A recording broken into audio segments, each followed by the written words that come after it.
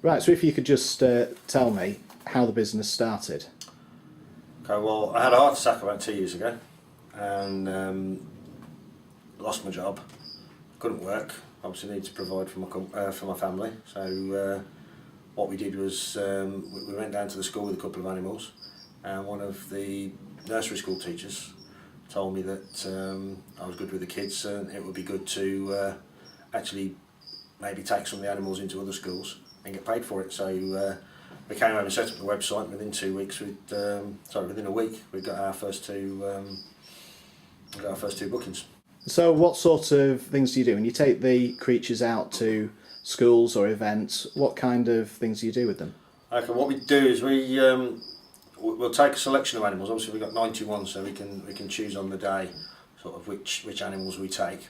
And if we go to an event at a school, for instance, a summer fete, we'll set up a marquee and a table, 6 animals, and what we do is we get a couple out at a time for say 20 minutes. We rotate them through the hour. So I'll have one and my wife will have one, maybe I'll have a snake and my wife will have a lizard. And people approach us, or we stand outside the marquee and people will approach us, they'll talk about the animals, they want to know about the animals. It gives us a chance to show people that snakes and spiders and that sort of thing aren't really that scary, but also gives us a chance to educate the public into what commitments are needed to keep the animals as pets, as well as just generally educate them about animals and their kind of state in the world.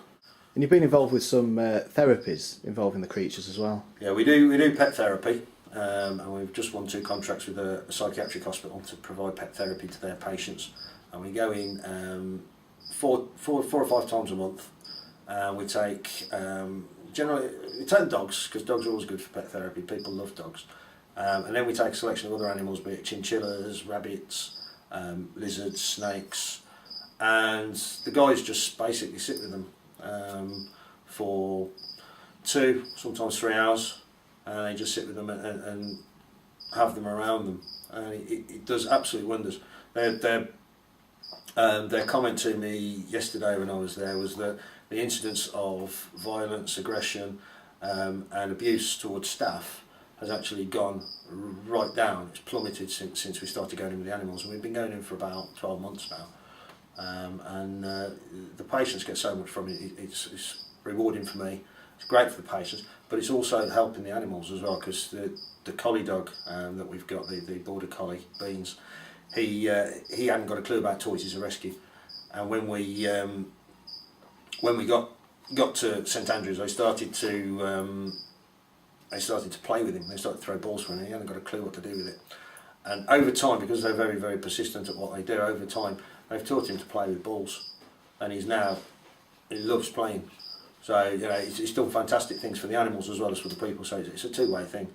And your website offers practical guides and help and assistance for others who might want to purchase these kind of animals as pets. Yeah, I mean, if you go on the website and you click on one of the animals that you might be thinking about having as a pet, there are care sheets. We haven't done them all yet, because obviously there are a lot of care sheets to do given the animals we've got. But there are 5 or 6 on there at the moment. So the popular ones like corn snakes, bearded dragons, cats, dogs. There are care sheets on there, and if people want to download those care sheets, then they can do that for free on our website. And we're quite happy to give advice over the phone, via email, to people who might be thinking of purchasing pets or have problems with their pets and they're not sure what to do, and we can help in that way as well.